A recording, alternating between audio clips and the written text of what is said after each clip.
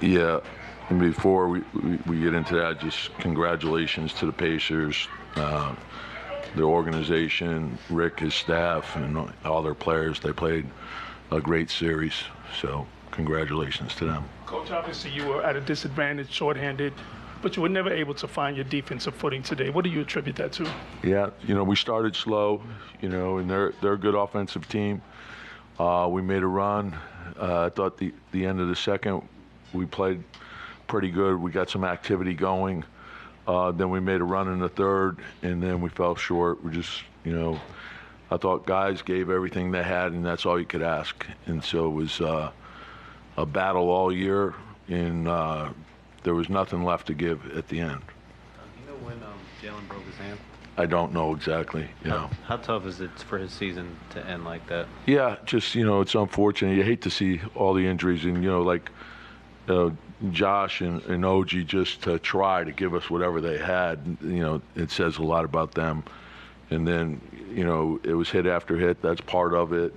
And the guys responded all year long. So, I'm disappointed in the sense that we're not going to play anymore, but I thought they were a great group to be around, and they gave everything they had. Obviously, when you look at the players that have been hurt, do you look at this as a success, even though you guys lost tonight, that you guys were able to fight to get this far? Yeah, the thing that you, as a coach, you always measure, okay, what does the group have, and are we getting everything out of the group? And the only thing you could ask for is everyone puts forth their best effort. And we got that all year from these guys. So, and I think what goes along with that is peace of mind and knowing that you did your best. And so that's all you could ask for. And a lot of teams, I think, would have folded.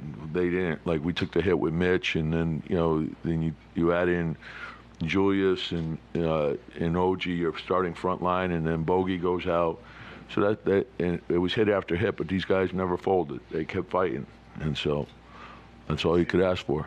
What did you see with OG? He started the game, hit his first 2 threes, and never came back in. Yeah, just the way he was moving. I didn't want to risk it. It's just, I thought, like he just the lift from him hitting the shots, and then I didn't feel like he was moving well. And this didn't make sense. Tom, what was?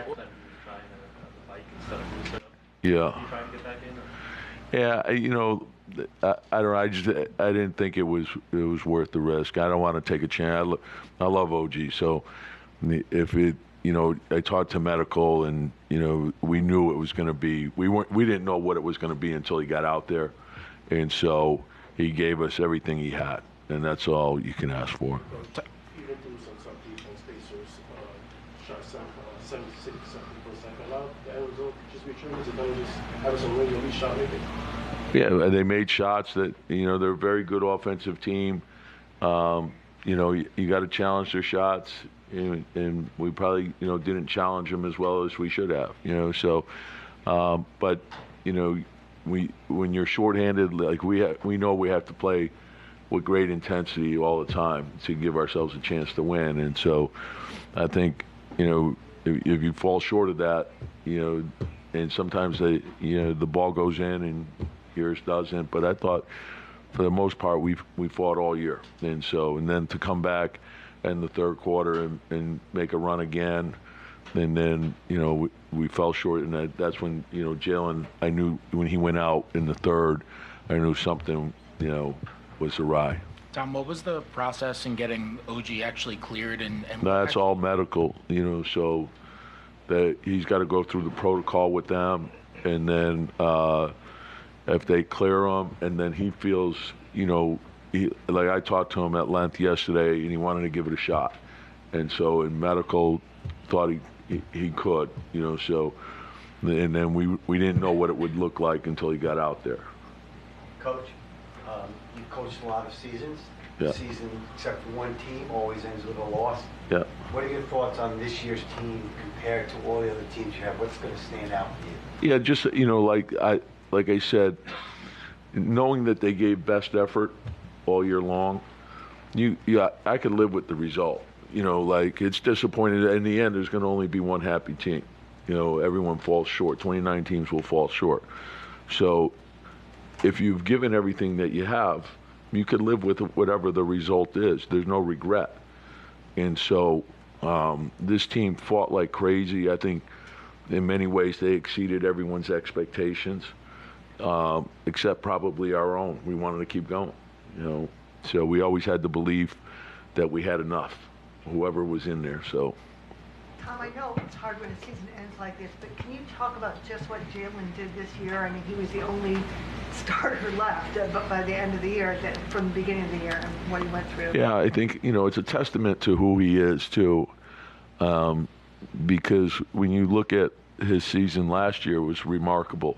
And then his playoff run last year was remarkable. And then to take the step this year that he's taken, it says – a lot about who he is, and he's never satisfied. He always wants to do better. He always, and that's what I love about him. I love his mentality, and and I think it permeates the team. It's like when you see someone with that approach and the fact that he cares so much about his teammates. He's a great leader. What Josh gave us, it's hard to measure Josh just because of all the intangibles, and I thought Dante had a terrific season, and then Deuce, the way he stepped up, and I think he's found his footing, and he had a terrific season as well. But we had a lot of guys step up. Isaiah really had a monster season for us as well.